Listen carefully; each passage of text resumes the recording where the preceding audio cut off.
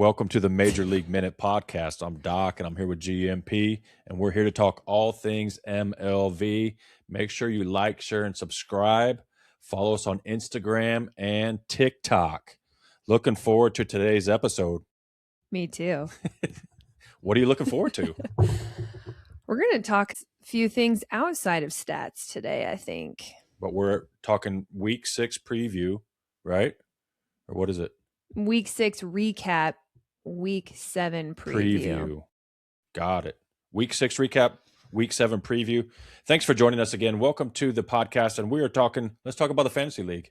Want to start it with that? I was sitting third at one point. Okay. But then I slid all the way down to 8th place. It happens. Yeah, but I finished better than you. 14th. I'm 14th, but we have 32 teams that are playing in our league. Yeah. And climbing. Yeah. So it's not too late to join our fantasy league. It's never too late. It could be the last week of the season and you could still join. Really good opportunity too. To get in, play along. I also just want to say publicly, I also beat my husband this week too. Okay, good for you. But not your wife. I lost to her again. You're not competitive, are you? Tallahassee Turtles and Go Bills are still sitting hot in first and second place. I wonder if they're local. Not sure, but the way that it works, you pretty much get to pick a new team every week, I mean, 2 weeks / 3 weeks. Yeah, it depends on how the contract that you sign. If it's 1 week, 2 weeks, or 3 weeks. But again, I like to keep things spicy, so I switch it up every single week. Oh, good for you. You're on top of it. But it is a lot of fun. I'm enjoying it. As are 32 other players in our league. I hope so. Hopefully soon we can get up to 50. That would be awesome. I think that'd be great. Top 3 scorers of the week. Whoa, you just transitioned right into it? It's Fantasy League. Oh, this is Fantasy League top 3 scorers. Come on, Doc. Okay. You know this by now. Hey, that's a late entry into the notes. No. Top 3 scorers of the week. I'm going to start with 3rd place this week. I should have done that last week. But we're sitting at, are you reading the notes? Do you have any guesses?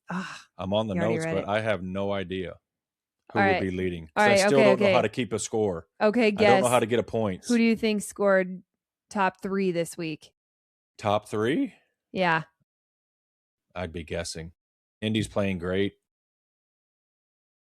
I don't know. I don't know how it works. One player is from Indy, one is from Columbus, and one is from Grand Rapids. Okay. Would you have known that? Would you have guessed that? But really, it doesn't matter. Does it matter how many sets you play? Like you're less likely to score more points if you play a 3-setter than you are a 5.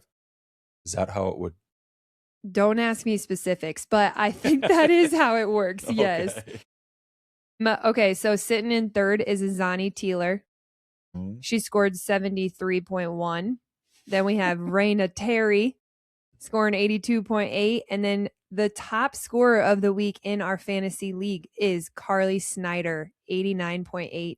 Good for her. Yeah. Really coming on in the middle part of the season. Yeah, absolutely. Looks like that injury she had or the week or whatever that she sat out really is not hindering her any longer. So it's exciting to see her perform. All season, we've talked about the parity in the league. Yeah. So this week wasn't quite so wasn't quite so competitive. And why is that? Because 4 out of the 7 matches were 3 set sweeps. Yeah, we don't often see sweeps so far this season. So that was kind of like, what? Yeah. What is that? What do you read into that, if anything at all? I mean, I think if it happens again this week and next week, obviously it's a pattern, and that can tell us something. That would tell us that players are getting tired, players are hitting a wall. Maybe there's like the roller coaster of the emotions and the mental side of the game. As we saw this week, there's a lot of injuries. Yes. So it could tell us a lot in maybe a week or 2 if it's still the same. But just 1 week so far with a few sweeps, could have been just teams got hot for a second. For a hot minute. For a hot and major league minute. And you can see that in the standings. I mean, what do you think about that? We'll get into the standings a little bit later, but do you think there's going to be some clear separation between the top 4 and the bottom 4 eventually? Or do you think it's still going to be anybody can beat anybody on any given night? I don't know if there will be a clear distinction between like the top 4 and the bottom 4. Maybe there will, but it won't feel like it. That's what I'm predicting. I feel Okay. like still anybody can beat anybody. Okay. That's how I feel. That's what I'm seeing. The numbers at the end of the season might tell us different. Maybe there's a huge gap between, the top 5 and the bottom 3. I don't Right. know, but it doesn't feel like it. And I hope still in a few weeks I can say the same thing Right. of like it still feels like every single night is a battle. You never know who's going to win. Right. And you never know who's going to play. I mean, injuries play a role in that, as well as we seen this last week, teams can change personnel. They can make trades. They can what can Yes. they do? They can acquire players. Yeah. We'll get into that a little bit later, but I mean, that could really shake up a team's momentum positively and perhaps negatively. Yeah. I mean, I'm just saying now it's most likely going to happen towards the end of the season. I'm sure there's going to be new hires. They're going to acquire new teammates because overseas seasons will be finishing. And so it just wouldn't catch me by surprise if we see a star player come into the league, come April. Right. So So that's still a possibility. I remember. Do you want to cover this now? Let's talk about it while we're here. Is that okay? sure, if I know the Year answers. one, the Supernovas picked up Samity Mm. late in the season, Yep, and she was a difference maker and really seemed to catapult them across the finish line to win that year one championship. Is for that sure. still a possibility? That's Do we know the the rules? Do we know the deadline is for a switch like that is a little bit earlier now. And so it does make it a little bit more challenging because the overlap now of overseas seasons ending mm-hmm. kind of goes a little bit further than the MLV Okay. deadline. So really you're only going to you have the opportunity to pick up someone whose season ends kind of early. If they underperform or maybe they're the star on a team that isn't as well rounded. Mm-hmm. So, their season might get over early. But unfortunately or fortunately, I guess we would have to hear what most people think about that. Is that a good thing or a bad thing? Right. Do they want to see the team that has started from day one remain the same until the very end? Or do they like the idea of bringing in a star, a stud at the end and, really reviving a team? Right. So I guess to each their own. I don't know what the majority of people out there would rather see. I'm kind of more from the old school philosophy of the loyalty philosophy of that how does it go? You dance with the one who brought you, or you ride the horse that got you there. I have never heard that before. Thumbs up in the comment. I've never heard that. I'm just saying. You dance with the one that brought you. I might be too young so for that's that. like going to your homecoming dance, or what do you guys do now? I don't know what kids Don't look at me. I'm not prom, homecoming, and you're dancing with somebody other than the person that asked you to the dance. I think that does happen, according to my nieces. It does happen. I'm more from the old school philosophy and the loyalty I respect piece. that. Yeah. I admire that. And part of me, I don't know. I don't know where I sit because I've seen both sides. Like I have lived in a situation where I am the starter all season long. Yes. And at the end, they hire someone else and it happens just to be my position and I'm the one that gets bumped. Yes. And so for me, that was so difficult. Even though I'm going to put the team above myself, how do you go from starter, lead scorer the whole season long and then get bumped at the end because, well, we brought in this person with a huge name and we're giving her this amount of money, so she has to be on the court. So like I've lived that where it's like really hurtful / like painful. just a shock. But I also see the benefit back in 2024 when we won the championship. Samity was a huge reason of why we got to the finals. Right. And Did somebody why we get won. bumped? Like you got bumped? Well, Nia Reed got injured. Oh, okay. So it was a necessary purchase or pickup, if you will. Acquisition. Yeah, it was necessary. But Jess was also playing at the time as well. Yeah, so she would be a great. Right. I mean, she probably felt the same way I did in a former season of like, of course you're going to put the team above yourself. I think a lot of us a lot of girls would do that. Right. But we're human and it hurts a little bit. Right. So I guess I don't know where I am because I am also loyal. I'm like, no, we're here from day one. We're day Right. oneers, Right. ride or dies. Yep. But I also see the benefit, and if bringing in someone is going to help that team, those day ones, Right. get to the finals, it's hard to argue Right. with. So would you rather be a backup on a team that didn't win the championship, or no, a backup on the team that did win, or a starter on the team that didn't win the championship? Oh, I always think that team goals are cooler than individual goals. Cooler? Yeah. Like when I compare my sister Danny and Mm-hmm. I have many individual awards, Okay. but I do not have a national championship. Okay. And I think that is a greater honor and achievement than any individual goal. Mm-hmm. So I always, even though maybe our list is very is Right. not balanced, maybe She's mine, got the one that you don't. she's got the one that I don't, and the only one that I wanted. That's you personally. That's me personally. Some So people have a totally different perceived value. They'd rather have all the accolades and all the stacked up. Yeah. And some people, I mean, you can't blame them. It's their career, it's a professional league. Some people are just like, I am here to do my best. And it's a stepping stone to do my best, right. Get the best, whether that's money or awards, because I'm only playing for so many years. I have to make the most of it. And again, can't argue with that. Like, I totally get it. So back to your original question, though, for me personally, I think I'd rather be a backup on a team that wins it all versus being a starter the entire year and we lose first round or whatever. Right. It's like, okay, well, sure, I did great, but right. For what? Right. For me. Exactly, which that's not me. That's not you. And you kind of lived it firsthand. But you bitter about it? Are we good? Which season are you talking about that exactly? That you don't have the highest perceived value award. You got all these other ones, but in your mind, the elusive one you don't have.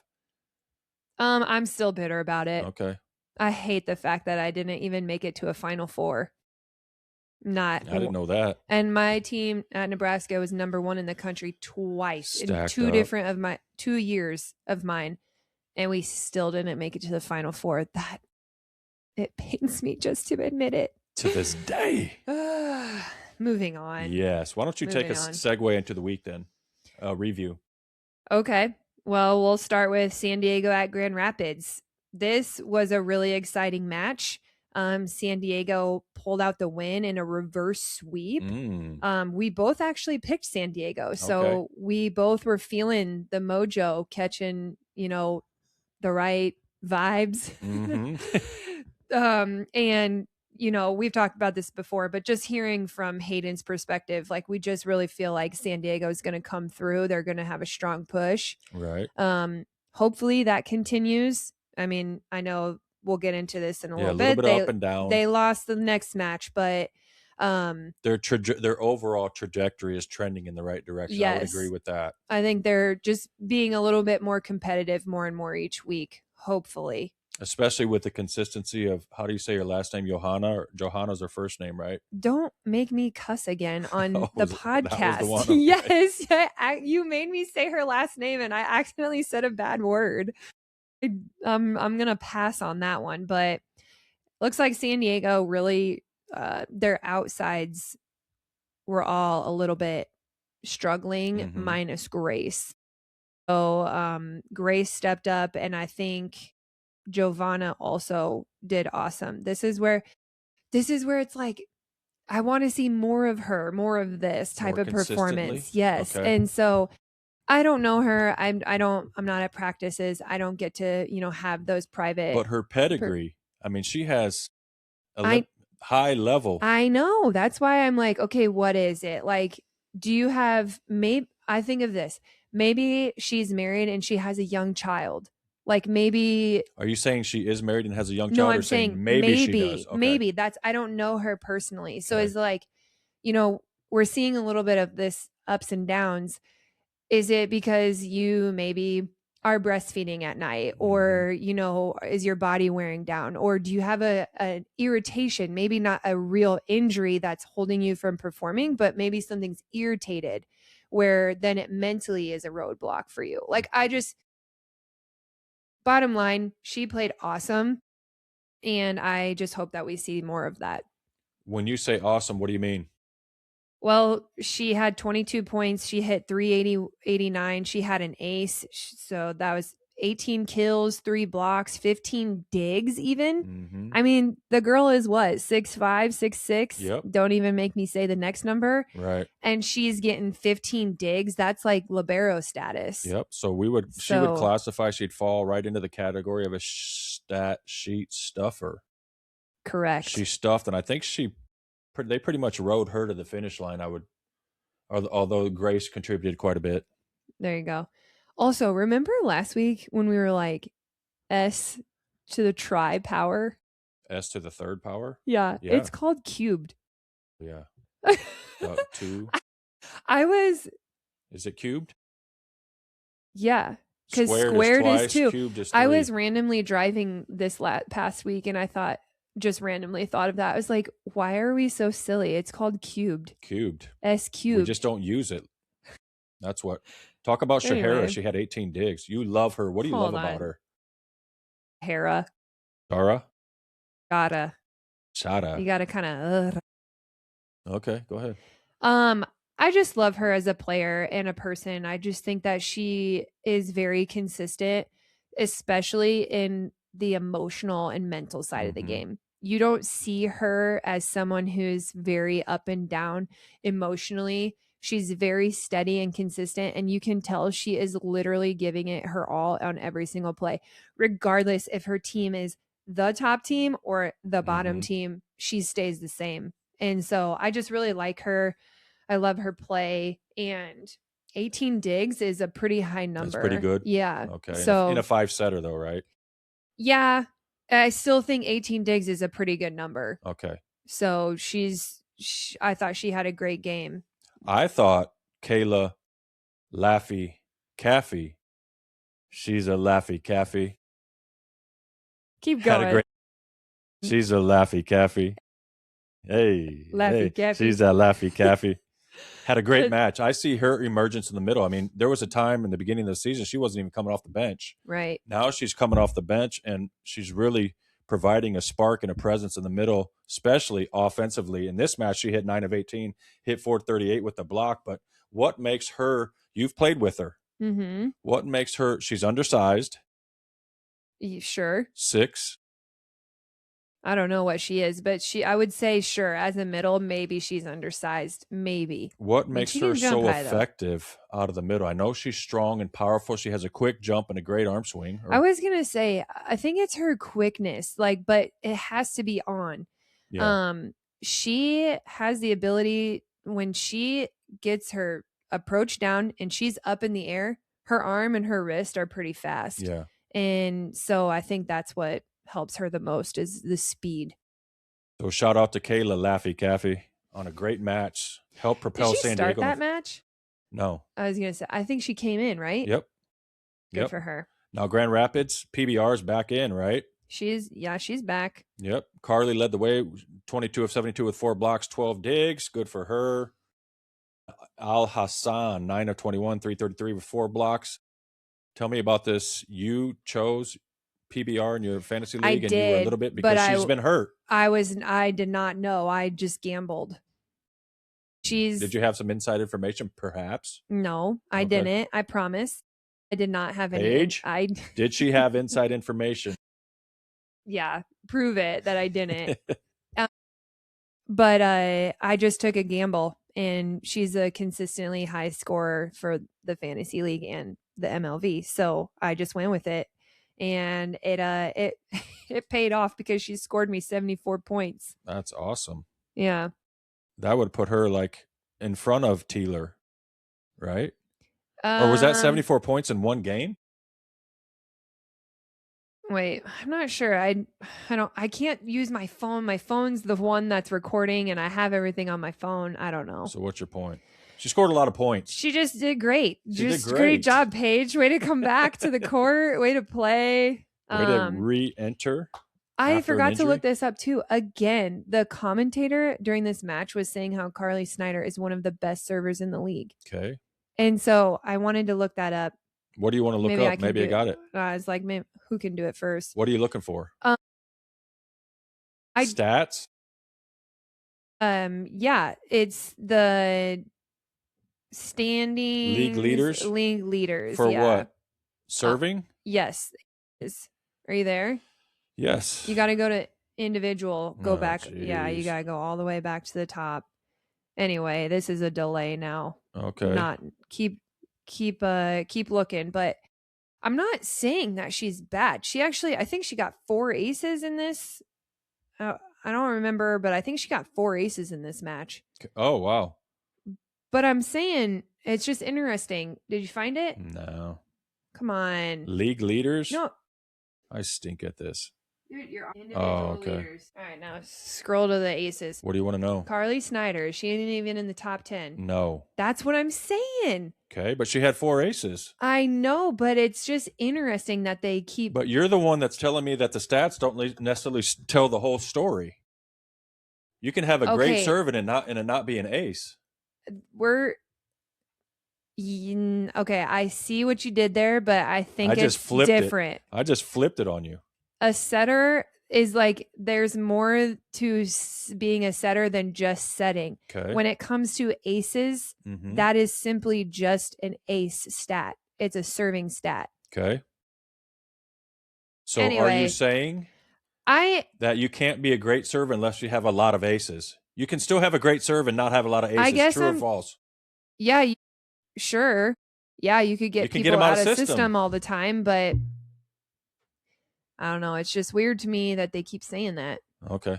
Did you watch the game? Did you see her serve? Yeah, it's a topspin serve. Oh, okay. That's baby food all day long then. Well, that's what I'm not saying it's baby food. I don't want Carly out there hearing me think that her serve is They'll put she put me on the court. I'm just gonna say that her serve was cheeks. It's not. It's not. Let me be clear.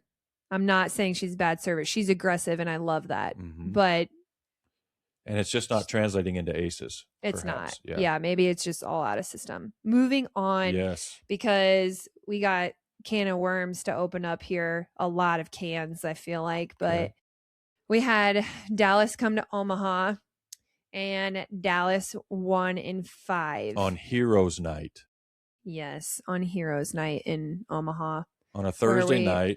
Where we honor mainly first responders and vets. Men and women that serve the community. Yeah. It just was a really tough loss for me, just how it happened. I just feel like Omaha could not pass well consistently. I feel like that's kind of their Achilles heel this season, is like just the inconsistency, especially on serve receive. After having Nati on the podcast prior to this match, she talked about the value of the serve and pass game. The last time Omaha was in Dallas and swept them because of the serve and pass. Yeah, and I actually interviewed Emily Londot before the match, and basically... And you called her Bomb Dot. I know, I did. I straight up was like, basically, what's your game plan? And she said, we beat them because of how aggressive we were in serving and passing. And so that is what we need to focus on again, is a first attack with our serve, but respond with a pass with passing. And I just feel like they missed the mark on that during this match. On the bright side, on the bright side, when they passed perfect, they were able to set the middles, everyone, and their offense was unpredictable, and therefore it was successful. Toy went off. She did so great. 14 points, which don't quote me on this. I feel like that was her career high in the MLV so far. She's just really starting to look and and feel confident in her new role, and she's leading the team right now in the right direction, I think. She had 10 kills, hit 667 with 4 blocks and 5 digs. Yeah, 5 digs. I remember those digs too. Like they were like in crucial moments. Is that when the middle blocker is serving in the back row and they were hitting it at her? It's when she, as the middle blocker, is serving in the back row. Yes. Yeah. So then a lot of the times, if you're a smart player, you recognize that you have a middle blocker playing defense. So you want to attack them. 5 Pick times she was like, no, ma'am. Pick on them. That'd be what BMAC would do every time. Yes. Pick on that back middle when they're, or that middle blocker when they're 9 out of 10 times that middle's getting tipped on. Listen, from a coaching perspective, if you are a middle blocker and you go back to serve, you do not get tipped on. You know that's what they're going to do. You know it. Mm-hmm. So be ready and get the tip, because a lot of times that happens. However, pretty sure all of these were attacks to Toy, and she actually dug them. Nice. Yes. So she did awesome. So did Reinhardt, Kiara Reinhardt. She had 3 aces and hit 7 of 11, 636. Yeah, now this is interesting. I bet you she's not on the leading ace servers list, and she, I think, has a very good serve. I don't know if she is. Oh, she is. Okay, perfect. See? I think it goes hand in hand with aces. Okay, she's 1, 2. She's in 4th. Oh, she's tied with, or no, she's in 4th. Okay, she's a great server.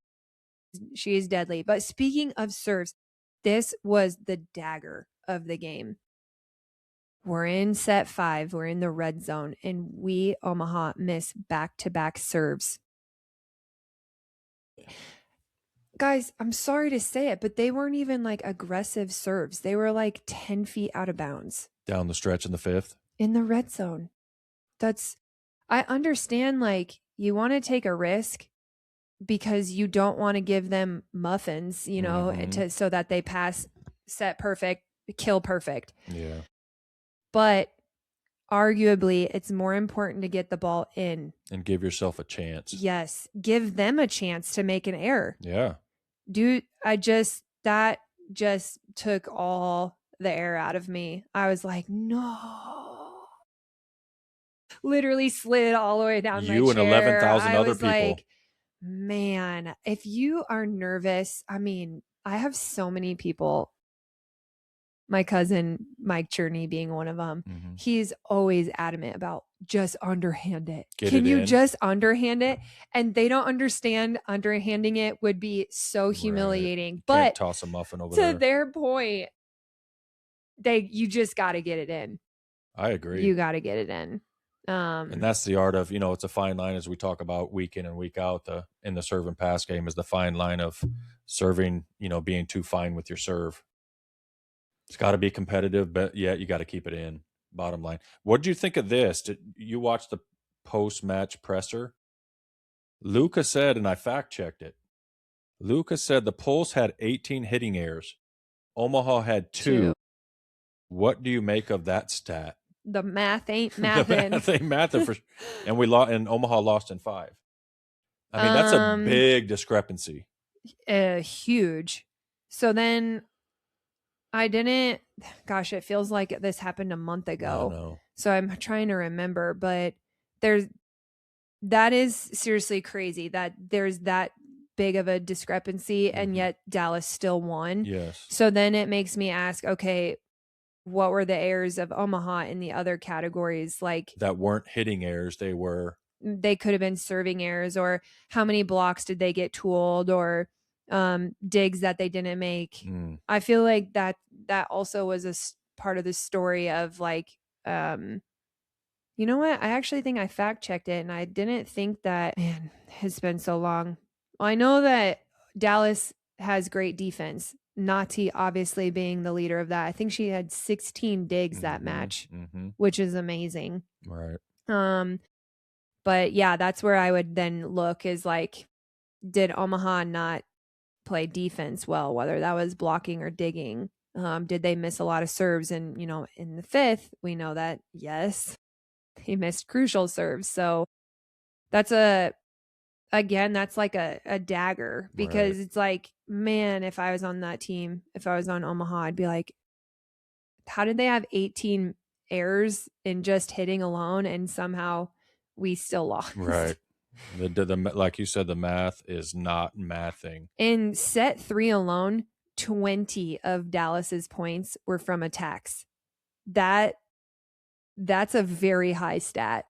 What is that telling So you? out of a 25 set game, 25 point set, 20 of them alone were from Dallas kills. Does that translate into we were serving too? It could mean easy? a couple of different things. Definitely my first thought is we were serving muffins. Mhm. Like we were just free balling it over. Other thing could have been our block and defense. Was our block and defense just very chaotic where maybe they were following a game plan that wasn't working, or maybe they were not following the game plan that was supposed to work? It just could mean a lot of different things that only probably the coaches will know. Right. But to have 20 of your 25 points be attack kills alone is pretty dang high. That's just too easy. Yeah. And as you mentioned, Super Nati is what you call her, had 16 digs. And she was everywhere. She was everywhere. I feel like she can put up a settable ball from anywhere on the court to anybody. And I really like that about her.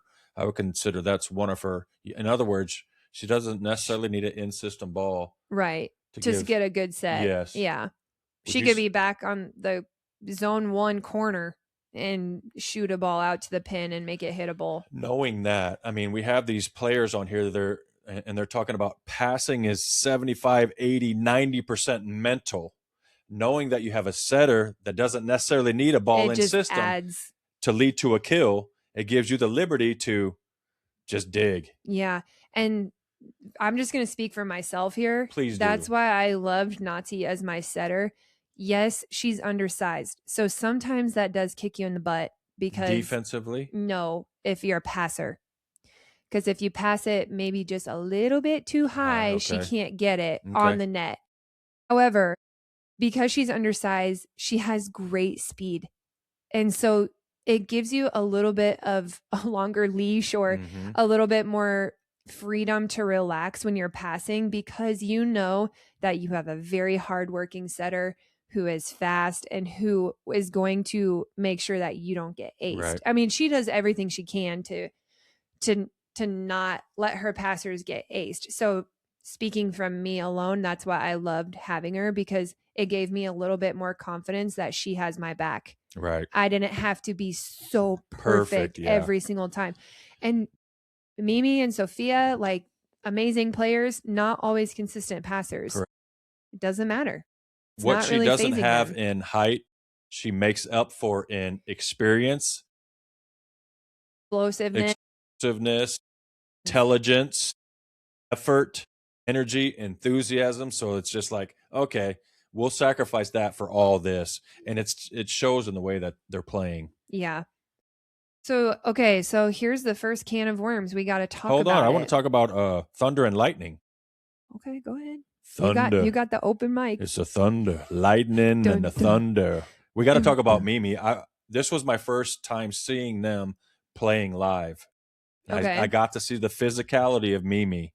I got to see the quickness, speed, and agility of Maldonado Diaz. She can jump and reach and hit at a very high contact point. I was pretty impressed. Did you pick up on that? Because you were on the floor level. Yeah, I was watching from behind, and I'm on the end line, so I see really the height at which she connects, and it's very impressive. And I wonder, like, gosh, I should have thought. Sometimes, so like if you hit like this with your fingers close together, we call it Barbie hands. Okay. There are some people out there. Give me a good Barbie hander. Or is that just a shot? Is it a shot? Or no, it's just what they do. I actually think Sarah Parsons sometimes hits like that. Barbie? Yeah, where it's a closed hand. Why? It's just like a natural thing. A lot of when you're young and you're developing, a lot of coaches try and coach against that. Okay. Because typically the bigger your hand, the more surface area and control that you're going to have over the ball. Right. I think watching Sophia had such a high contact point. Her ball's got weird movement though. Like Okay. sometimes it's got this weird funk to So it. it's not Sometimes it is, but it wasn't always. So I'm wondering if she's got a little bit of a Barbie hand going okay. on. I should have checked while I We was can roll there the in we can roll the person, tape but back and see what's going on. But you've seen some movement on her yeah, spikes. so I think is what you Okay. would call it. Yeah. I would agree with that. And that's why I called her. So we got Mimi as Thunder and we got Maldonado Diaz as Lightning, Lightning. All right. right? I like those nicknames. You know why we call Maldonado Diaz Lightning? Oh, tell me. Because she's electric. Boogie woogie woogie. I did see some electric swings. Oh my gosh. She's electric. Boogie woogie woogie. Maldonado Diaz, I'm just gonna let Lightning you and the keep Thunder. talking. Should I just walk away? No, I stay feel right like here. you We got a can got of worms this. that You we want to got get this. into. Okay, so first can of worms I'm going to open up is we had Coach Luca at the coaches show, the Omaha Supernovas coaches show earlier in the week. And he had said something during that time where he basically, and I'm just summarizing. So if you want to hear the Paraphrasing, full statements that he made, you can find it on supernovas.com. There's a little tab where it's Omaha Coaches Show, and you can go listen to it. It was just this last week. Gotcha. Basically, in a paraphrase, playing at home at the CHI where we have 10,000 plus fans is actually a disadvantage for the team because it causes them to play tight and they have a lot of high expectations. There was a lot that was. So that was your interpretation of his point or of what he said?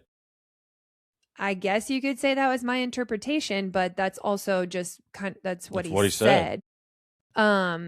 And because the question was, why are you guys performing so well on the road? And that is basically what how he answered the question as well. When we play on the road, we play a lot freer, we play a lot light and loose. When we're at home, we're very tight. We have 10,000 plus people there. And so it has a lot of expectation and pressure on the players. That's essentially what was said. And we had a lot of people online respond about that. Okay, what was the overall consensus of the response? And then I would like your perspective as well, personally, because you seem a little irritated about that, or maybe I think the overall response was not good. I think a lot of people took that like maybe offensively or maybe just misinterpreted. I'm sure that's the case. It was maybe just miscommunicated or it just was they're like, you telling us to show up and show out and we show up and show out and yeah, essentially. My personal take on that is I want to say that I do understand that perspective because not every team in this league is blessed with a huge home crowd like Omaha. Omaha is above and beyond any home team, any team in both MLV or Love. Right. I will proudly and for sure say a statement like that because it's true. Right. No one competes with us. Okay. Furthermore, so I get it. I get how like there could be a lot of pressure on players and whatnot. Furthermore, and more importantly, you are a professional athlete. This is your job. Like you need to find a way. If this is in fact true and this is why the players are playing tight, they need to find a way to get over it because you are a professional athlete. You're here to play volleyball. And I don't think that's the case. I'm saying if it is, you're saying that you don't agree with what Luca's point was. I want to say that because you do not want to say that. I don't want to say that because he could be right. Like two things can be right too. Yes, he could be right in the fact that, okay, playing in front of 11,000 people is nerve-wracking. I get that.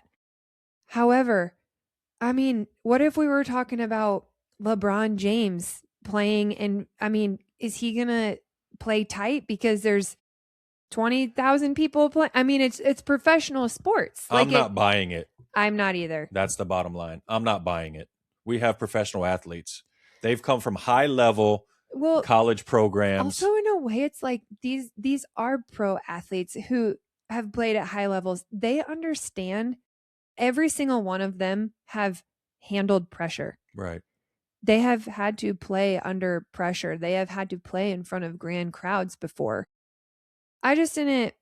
I will say that I can understand what he's saying, and maybe part of that is true. Maybe there is a lot of expectation, and maybe it's making them play tight. Okay. But I also think that there's more going on. Okay. I don't think that is necessarily reason. Okay. You're not buying it. And that's kind of the bottom line. Yeah. Should we move on? Yeah. Or do you want to stay right there? You got more to say about that? I feel like I do. I feel like I could talk for another 30 minutes about it, but I don't know. I'd be curious to hear a lot of what everyone else is thinking or what they have to say about that, because also I think it's very important that for anyone who's listening, you hear me say, please keep coming to the Omaha Supernovas matches. I mean, we want 11,000. We want 13,000. Right. We want 17,000 people in that arena. Mm-hmm. You like the crowd is, we hear Dwayne say this all the time, especially the Make last some noise. Your energy feeds into the team's energy. And he's so right. He is so right. Any athlete knows playing, like, you feed off of the crowd's energy. Any athlete knows that. If you go and play in a gym where there's 500 or less people in a arena that seats 15,000, you're not feeling it. Right. So it is imperative that the CHI is full, that we have, like, we love our fans. Our fans are everything to us. And so take what you will from what Coach Lucas said, but just know that everybody is wanted and welcome, and we appreciate, and we even need you guys. Like, we need our fans because they're who created us. They built us. They're everything. They're our support system. They're the day ones. They're the day ones. And so, yeah, I'll just leave it at that. But if I can take it a step further, are we out of time? Do you have a solution? No, I can't. You personally, how would you approach this? How do you approach? I feel like I can't even give an input because I'm not on the team. But you've been in this situation. I know, Doc, but there could be several different things going on behind the scenes. Okay. I don't know what they are. I'm not there. I'm not in it. Okay, I get so I feel like I cannot even say, because if I sit here and say, oh, they need to play with joy and play for each other, then what if the truth is something way different than that? And they, it's just like, I can't really put a fair perspective on it because I'm not them. I'm not on the coaching staff. I'm not on the team. No. I'm not seeing what their conversations are every day. I'm not seeing how they interact with each other every single day. We are witnessing the byproduct of whatever is going on. Correct. Moving right along, which leads us to the next can of worms. The next can of worms. Which is the Morgan Hentz trade. Mm-hmm. First of all, she was traded from the Supernovas to the 8th place team in the league, correct? The Grand Rapids Rise? Correct. What do you read into this in terms of Well, it's funny because a few weeks ago I was like, a trade in the middle of the season is not probable. I mean, it's possible, but it's not probable. And then here we are a few weeks later, and a trade on our very own team happened. Right. So the progression was Morgan was the starting libero for the Supernovas and then became the defensive specialist. Yeah, we could say that. They inputted a 2 libero system. Okay. Yeah. And she wasn't starting libero. She was the defensive, okay. She was providing the defense, and Allison Holder was providing the serve receive. Yeah. Okay. And then the next step was she was traded. Correct. And that's where we are today. She left Omaha. She played in this match against Dallas on Thursday night, flew to Grand Rapids on Friday and played in the Grand Rapids match on Saturday. Started and played, and Grand Rapids swept Atlanta. So we'll get to that too. But That's all we'll say about the trade? well, just in case, I mean, I'm sure everybody knows, but we traded for their libero, Alina Libero, Ogilvy. Ogilvy, and also for their first round draft pick next year. I didn't see that anywhere. Oh, yeah. So, I mean, Morgan is a very valuable player. So it, not saying Elena is not valuable, but there is a little bit more weight to Morgan's name and her skills. So we also received their first round draft pick. I did not read that anywhere. And, I don't know anything, but there's just seeing online, there's, next year's draft is large. Loaded with talent. There's a lot of talent that is to be had. Local talent here too for the Omaha Supernova.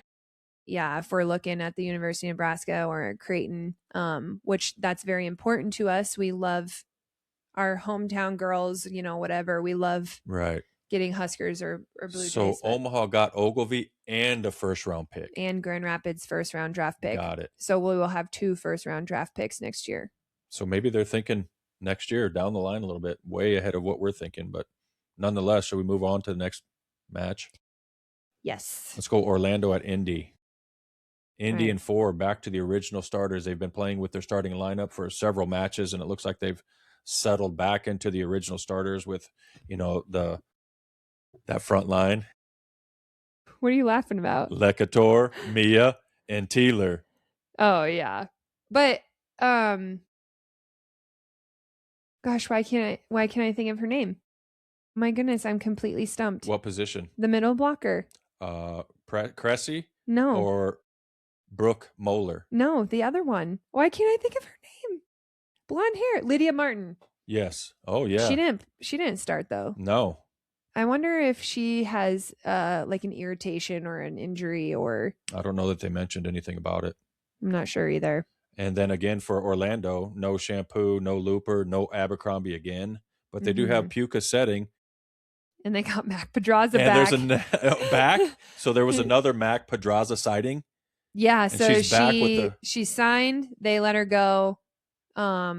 And that was just over, I think, a course of a weekend. And then 1 week went by and they re-signed her. And so she's still with Orlando now. I think until Shampoo is fully healed. I think it's a finger injury. Yeah. When they were here in Omaha, I think it was her pinky was taped up. Bree Kelly had a great match for the Valkyries. 8 of 16, 438. What are they called? Valkyries?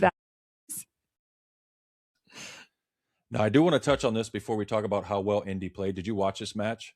I did, but off and on. Like, it was on my TV playing, but I also was playing with my daughter. Hazani, the dealer, Teeler, was dealing. She was dealing kills like she was dealing cards. When does she never not deal? I don't know. It was over the block. It was through the block. It was around the block.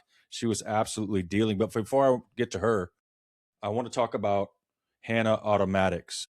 Okay. I keep watching her. I keep seeing her play. I keep expecting her to have a breakout because she's so athletic, so explosive. But I feel like she does the same exact shot every time. She doesn't mix it up. Which is what? She just hammer high and hard. Yeah. Absolutely. And that doesn't work in this league as far as I can. And then every other time she swings, it seems like she's getting blocked. Yeah, blocked. Or air. Yeah. Or, touched. Huh. That's interesting. I would love to see her become more shoddy with some tips, with some Allie Batenhorst throwdowns, with some whatever, anything other than the same shot every single time. Speak to that, would you please? Being unpredictable. I mean, on the outside. If she wants to grow in her career and in her position, and outside in particular, needs to have every single shot. Right. They are relied on in out of system plays. In a perfect situation, they will get one-on-one because maybe their middle took the blocker. They need to be able to execute in that moment. They need to hit back row. They have to have every single tool in their toolbox. So I guess maybe that's a coaching thing. Maybe their coaches, maybe they already are, and maybe she is already working on it. But I would say that sometimes when you're in it, you can't realize or Right. see it. So that's when you rely on others, particularly your coach. Yes. So maybe that's something a coach needs to tell her or have her work on. Is that Maybe just she my is. I don't. perspective, or are you seeing that too?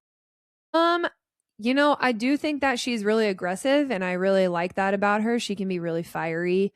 Because I do too. That's one of her attributes, one of her favorite attributes that I appreciate. But also, it needs to be mixed up a little bit. Otherwise, you just become one dimensional and predictable. Yeah, I would agree with you. Okay. I would agree with you. I'll be looking forward to seeing how she develops over the course of the season, because what's going to happen is you're going to have Charity come back, Abercrombie come back, Shampoo come back, and these guys are going to be tough down the stretch.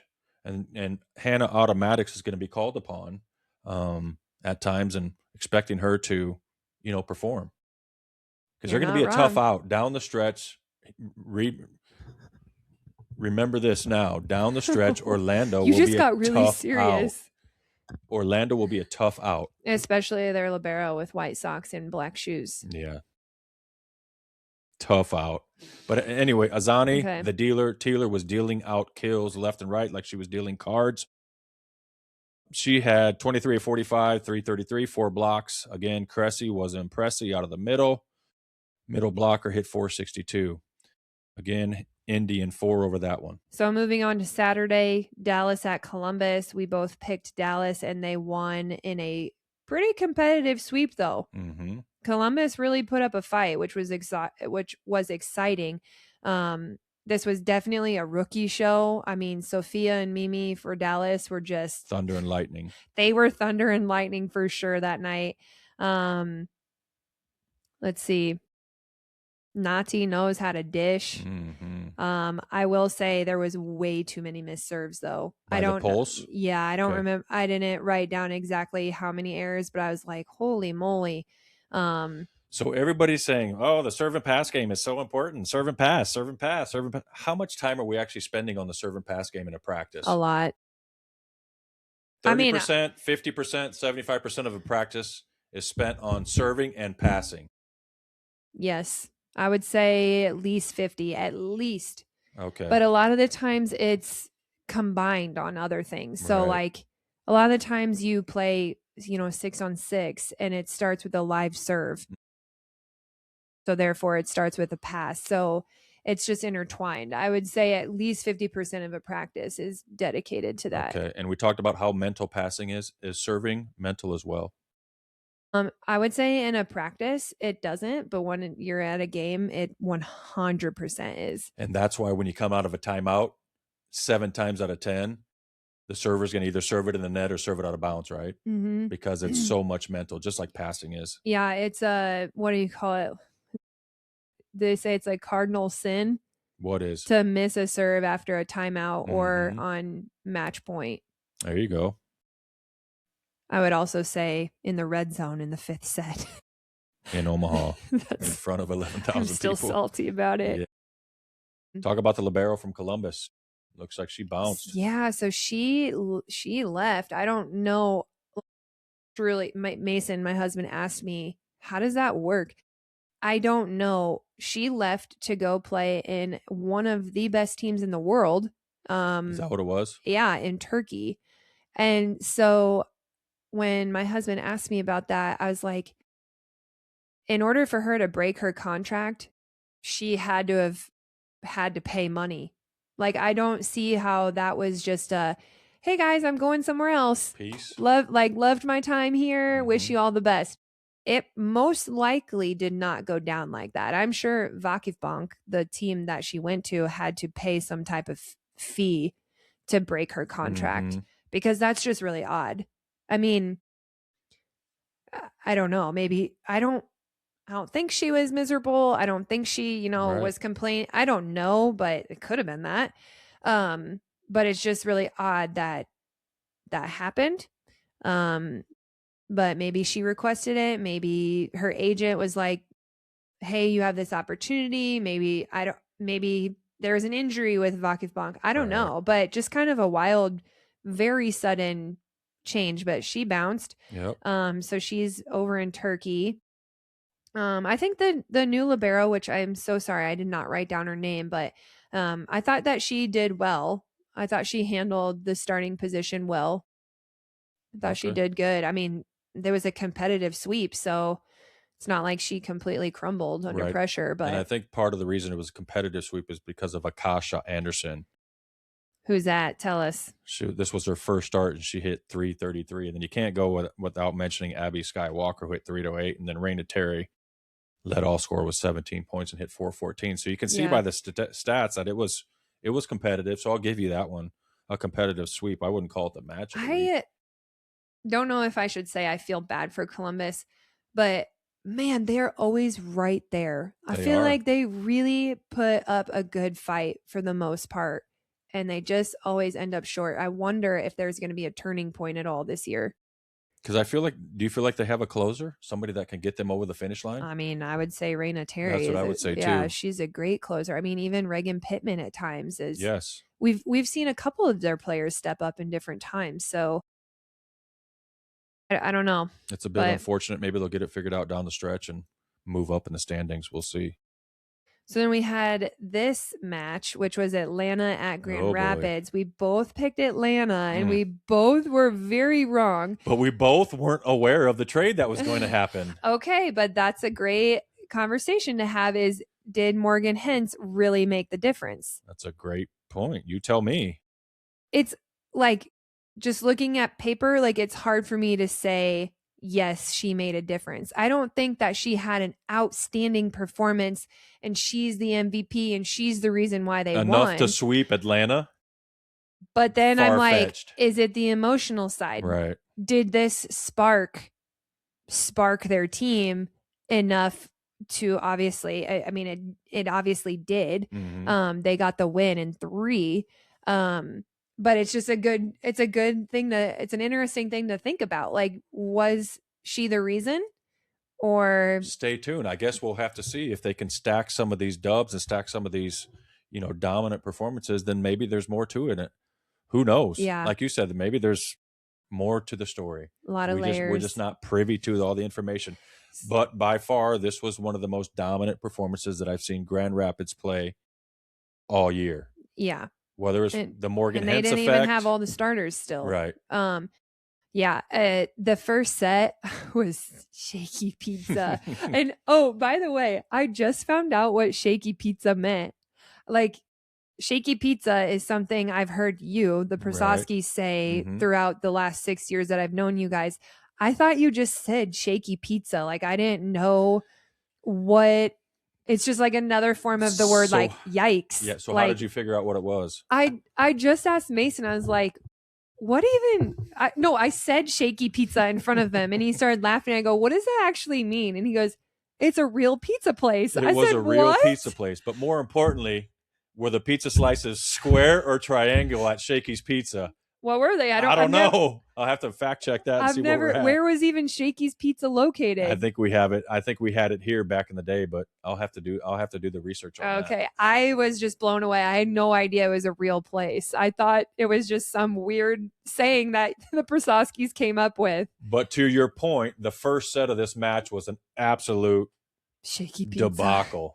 It was on behalf of the vibe. It's funny. Like, I feel like even Atlanta could probably laugh about it. It's just one of those sets where no matter how hard you try, nothing goes right, nothing works.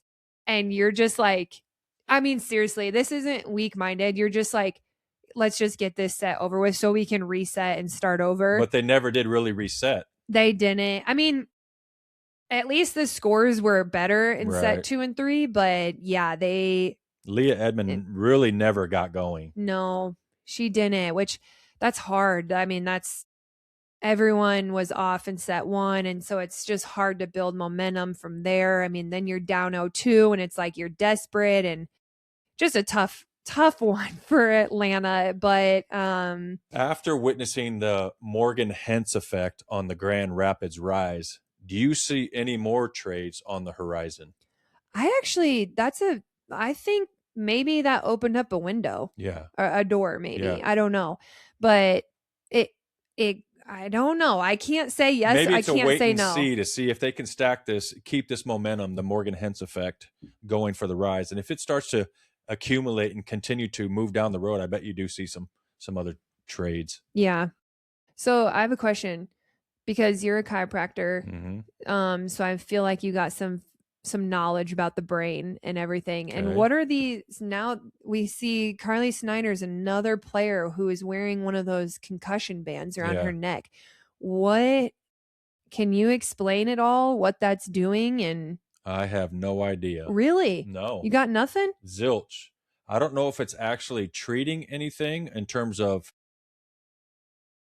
treating the effects of a concussion or monitoring the effects of what's happening in the brain. You know what I mean? Like a pacemaker would monitor, would monitor what's happening in the heart. Maybe it's just monitoring what's transpiring in the head. Monitoring as in it's Electrical measuring activity, yeah. I don't think that it could be measuring Well, it definitely in ain't preventing. addition.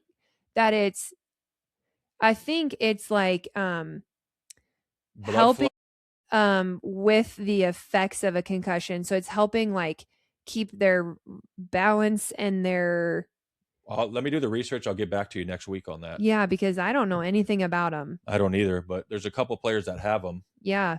Lydia Martin, Elena Ogilvy, Mm-hmm. Carly Snyder. Yes. Let me get back to you on that. Okay. Great Stay question, tuned. though.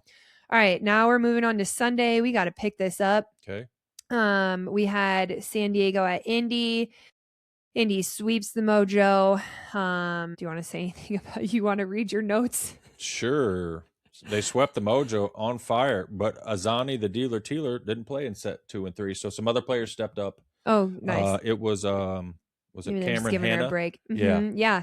And she played really well. I was on the opposite. Say that's just so tough when you have such two talented players in the same position Right. and only one of them can play. But I'm glad to see coaches make decisions like this, right, where they give experience to the other player. Because I've said it before, you never know what's going to happen when the finals come. You're going to need everybody. Yeah. Whether it's in practice or in the match or down the stretch, you're going to need everybody. Agreed. So you got to stay ready so you don't have to get ready. Get ready. The But match was never in doubt. This was a sweep. Yeah. Okay, so then Orlando comes to Omaha. This one I think hurt more for me than Thursday night. Yes. I So mean, this stack was these two. How many home losses is this in a row? I think it's our 5th. In a row? Not Fact in a check us row. on that. No, Let us it's know not in in the a row. comments. It's Okay. not in a row. Okay. Because it's not in a row because I remember interviewing Kiara. Okay. But anyway, this one really hurt. I don't know why. It was our annual pink out match, and so it was a pink out for the people in the stands, but on the floor and on the court, it was a punk out. Omaha was punked. Omaha was punked. It was a punk out on the floor and a pink out in the stands. Okay, well, that's harsh, but you're so right. So there's just there's a lot of meaning in this match, particularly for a lot of different people. And we have this huge, giant emotional connection with every single person in the crowd where we have these, I stand up for, and then you get to write in who you're standing up for, who has cancer. Mm-hmm. And it's just this very emotional moment where you realize it's like life hits you in that moment. You're not just here to watch a volleyball game, or you're not just here to play volleyball if you're on the court. I mean, even the players had these cards, and both teams, everybody, both coaches, teams, both everybody. sides. And it's just like a very emotional moment. I actually feel for the girls because I don't know about you, but like I started crying. And the timing again was interesting. It was after the first set. Between the first and second set, we pause and then we acknowledge this, which is deserving. That's what this night is all about. But just the timing of it seemed a little bit odd to me. And some of the players mentioned we'll make a note of that next year, because to what I was going to say is I was crying. There was women next to me that were crying. If I was a player and I was crying, that's a really hard flip to make right away to then get back into game mode. So to your point, I think we should maybe be a little more strategic of when that moment happens. But regardless, it was so emotional, and it's just This It is just is my like fight literally song. everyone comes Take together. back It's my life song. exactly. It's like everybody holds hands in that Right. moment. It Maybe was a not physically, beautiful but anyway, so then you have everyone there and we had 11,308 Mhm. people or something. Pinked out. We were giving pink shirts to everybody. Everybody was pinked out. And then it just is so hard because the team just fell short. Way short. Way short. They were flat. They were tight, Even like in Lucas set one, said. though, right? Before they Yeah. even pink I up. mean, I think in set 2 and 3, I could definitely be wrong, but I think at both of those sets it was 10-16 at one point. Do you remember that? I know for sure it was in set 2 and I feel like in set no, that's not true in set 3. Maybe I mean set 1. Set 3 Omaha was leading most of the match and then Yeah. they tied Down it the at stretch. 18 and Yeah. then took off. What's your point? It's a tough match to play in. But I mean, I both don't teams know. are Back playing. to like Luca's statement in a powerful powerful game like this, when there's a lot of people and there's this huge push that we're making for like cancer awareness, and there's this powerful moment, like, is Luca right? Like, does that cause a Impact. lot of stress or pressure or whatever, fill in the blank for these players? I don't know. I'm simply prompting the question. But my point is that it just stinks because you want everything to go well on a night like that. Mm-hmm. And it just, A storybook ending. unfortunately, we didn't get that. It was the contrary. But it was a wonderful display of love and joy and actually emotional Yeah, for everybody involved. And the Supernovas do such a great job in putting on those special nights. I agree. But But on the court, the punk out. Let's talk about the punk out. yeah, I mean, so Brittany Abercrombie was there. She was warming up. She was all geared up. Thought, whoa, is she about to start? She didn't. Shimei she was warming performed. up because she Oh was in a yeah, boot last week. nope, she was warming up. Okay. And I know that she was warming up. So Who'd you say? Shimei? Shimei She may started. not. She did? She did, yeah. And she was shimmying. she was something. balling, though. She did very well. I was very Me impressed. too. I thought, excuse me, I'm so sorry. She just really handled that pressure and that starting role beautifully that day. I thought downtown Kaz Brown, I wrote she was a total movement. I mean, there was this play, I'll never forget it, where she jumps to block and she was coming down and the Omaha player was like delayed their push. So then Kaz is coming down and she was like, no. And Oh, yeah. she extended her right arm, like fully twisted her body to get that extra extension just to swipe that ball down back on the floor. And I thought, no, that was nasty. Freaking way. That was nasty. That was so nasty. I was just really impressed. I feel like she was unstoppable. She hit 412. Four blocks, like you mentioned. Yeah. Bree Kelly even did really, she was 7 for 9. I mean, maybe she didn't get as many attempts, but definitely effective, just the same. They were heavy on the opposite of the middles, which is a good I feel approach. like their outsides maybe did not necessarily outstanding performance. I know we talked about Hannah, but her serve is funky. I think I'd like. She used to do a topspin jump serve. Yeah, her float serve is funky. Yeah, it's filthy McNasty. Yeah, I'm not really sure she knows where it's going either. If don't need honest, it, it's just been effective, and she gets it in. For the most part, she gets it in. Okay, and she gets But anyway, the libero still back at it still again. Gives me the ick with her wardrobe choices, but she was very good that night. She was definitely a leader in the backcourt. I mean, I was watching her the whole time. She's just moving and grooving. She's talking to everybody. She's, being clear and communicating. So I thought that she played really well. What'd you think about on the Omaha side? Luca he was quick on the trigger, making substitutions. Early on in the season, he was hesitant. He would let it ride out for a set plus. Now it's 1 or 2, and well, this was the first time I've witnessed that type of short leash or short. Yeah. as much as I hate to see Reagan get subbed out, I would agree with Coach Luca's decision on that. Passing. Yeah, she unfortunately just wasn't in any type of rhythm with passing, nor was she producing any points in her attacks. So that was just with Reagan. Did it with Bomb Dot. Brought in Merritt, then brought in Sarah. Sarah. And in the middle, I think Yeah, I mean, they brought in Janice. yeah. But you know who he didn't bring in? Elena. Oh, yeah. So we got the leader in digs per set in the league, and she didn't even touch the court.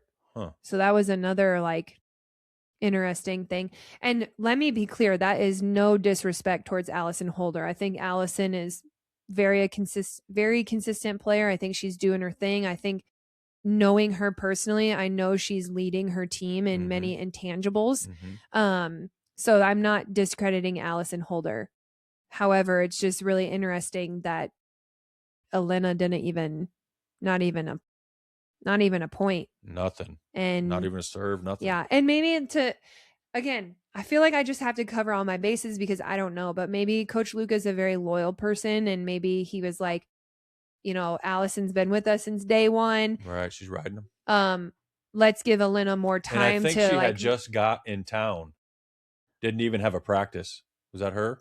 Elena? Yeah. I don't think she did have a practice with the team. So that makes sense too. And so that could be, but I also am like, I don't think Morgan Hens had practice with the team either. Oh, okay. So I don't know. Very interesting.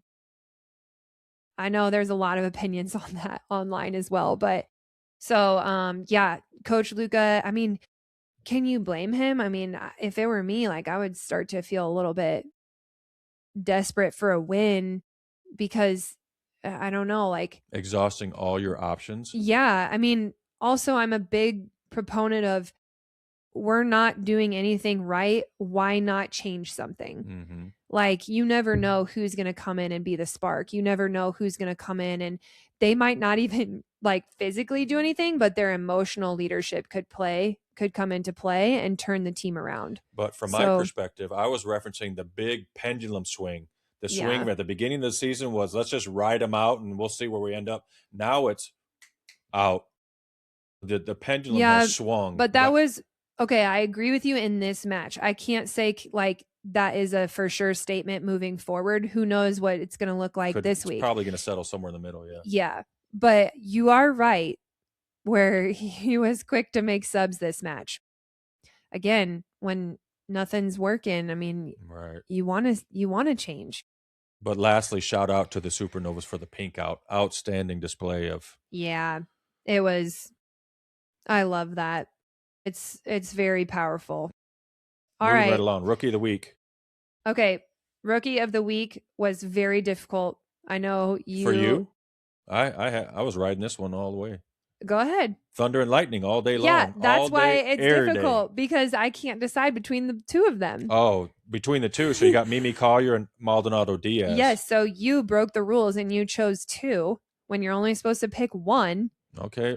It's called Rookie of the Week, not Rookies. I couldn't differentiate the two, but I was equally impressed by both of them. Yes, that is a fair statement, and I would agree. But at the end of the day, I am choosing Sophia as my Rookie of the Week. Okay. I looked at the numbers, and I think overall what did it for me is she actually outpassed Mimi this week. I would say that on a very regular basis, Mimi outpasses Sophia, but this week she was a little bit better and more efficient in her passing. I can get with that. So otherwise, they both were outstanding this week. Yep. Player of the week or our hip? Yeah. High key impressive player. Who are you going with? You first. Okay. I'm going with Carly Snyder. Okay. I think that she really shined this week. I got her as my lip. Okay. So who's your hip? Thunder and Lightning or Morgan Hens. Stay tuned for the Morgan Hens. Let me see how this next one plays out. Okay, so you're totally crediting her for the sweep. I don't know exactly the Morgan Hens effect yet. It's too early to tell. But I think you should switch it then. I think your hip should be Carly and your lip should be Morgan. Okay. Okay, so then my low-key impressive player, I'm actually going with Shimei with Orlando. She may not. She did. did. She did, and then shimmied. I just was really impressed with her performance against Omaha. Me too. I thought she was just very confident, but not conceited. I think that she was aggressive, I looked but at the not numbers. wild. They didn't jump off the chart. Like you would think after, Yes. because watching her, I Yeah. felt differently. Same. But yeah. So anyway, I think she was my lip. And then the match of the week, I don't know if I'm gonna get an earful from you because I'm choosing it's not even a competitive. I'm choosing the sweep of Grand Rapids versus Atlanta. I'll rock with that too. Okay, I'm surprised because it was a sweep. Because I do think there is something to the Morgan Hintz effect. Okay. The effect of a trade on the psyche of an organization and a franchise and all the players in it. Okay. So I just got scared. League standings. Okay. Any shakeup here, or this is where we've been? It is pretty much, I mean, it's a little bit different. Indies remains at number 1, but now we have Dallas at 2. Omaha moved to 3rd. Orlando is sitting at 4th, which this is up to date because we lost to Dallas and Orlando, and we're still above Orlando. I can check it. Yeah, should be good. Finish it off. Then Atlanta is now is still at 5th, but now we have San Diego 6th, Grand Rapids is at 7th, and Columbus took that 8th spot this week. Yep, it's up to date. It is up to date. Let's talk about Week 7 preview. Thursday, we have Columbus at Atlanta, 6 p.m. Central Time on the Roku channel. I'm actually going Columbus. Do we need to do it? Oh, no, I already said. I'm picking Columbus. I just feel like they're right there, and so this is the match I'm going to gamble on and say this is the one they're going to get. Okay, so I'm going to go with Atlanta in a bounce back game. Okay, like meaning they're going to dominate. I didn't say dominate. They're going to bounce back and. Okay, well, when you said bounce back, I thought they like literally were going to bounce. They could. No. We'll see. Okay. Stay tuned. Same day, we have Indy at Dallas. 7 p.m. on Victory. I still have yet to watch a game on Victory or Vice. Anyway, I am. Oh, okay. Rock, paper, Indy. Okay, I didn't know what you were gonna pick. I can't go why without Indy? Them because they've just been dominant all season long. I don't see them. It's at Dallas though, so I just don't see. Here's what I picked. This was my deciding factor. Yes, we have Thunder and Lightning, but Thunder and Lightning are temporary.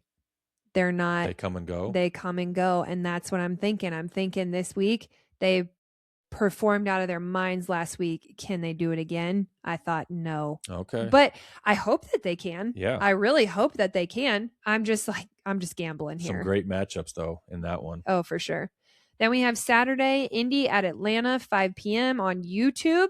Rock, paper, Indy. Yeah.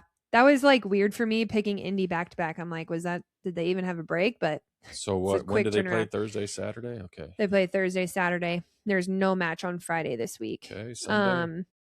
Date night. There's no match. We can go do whatever. You already got it. Let's go to the next one. Sunday, Grand Rapids at Dallas. 2 p.m. Paper, Dallas. Yeah, all day, every day. I'm surprised I'm surprised you're going with Dallas because you're all about this Morgan Hintz effect. I say it's stay tuned. All right. Stay tuned. Whatever. Is this their only match this week? Yes. Oh. Okay. No. Yeah, it is. Stay tuned. Grand Rapids and Omaha only have one match. Then we also Sunday, Columbus at Orlando, 3 p.m. This is a CBS sports game. Rock, paper, Orlando. All day. Yeah. I can only gamble on Columbus once this week, and I chose the Atlanta match. Okay, let's go Omaha at San Diego. This is a tough one. Our record in San Diego from year 1 is I'm pretty sure it's a losing record. We go there and lay an egg. Yeah. But this year we're away from home. Do we catch the dub? That's a great point. Well, I can tell you what I already have my pick. I already have it typed in. Rock, paper, Omaha. Otter! No way. Okay. Y'all gonna see. Yeah. I hope y'all gonna see that Omaha wins. I think Omaha's still in flux, and I think the Mojo get it done. Okay. Well, that was a long one today, guys. Thank you so much for A listening lot of and dialogue, tuning though. There's in. a lot going on in the league right now, so you kind There of got to stay up to date and up to snuff. But yeah, thanks for joining us up on the to Major League Minute snuff? Up to podcast. snuff. Join us on Instagram and TikTok. And make sure you download the Volley app, right? Yeah. And you can listen to the podcast volley.com/MLM. You can check out stats. You can check out schedules, players' socials. That was a throw. Oh, gosh. All right, I'm hurting. Oh, Done. really? And don't forget to subscribe to our YouTube channel. We'll see you next time. Bye, guys.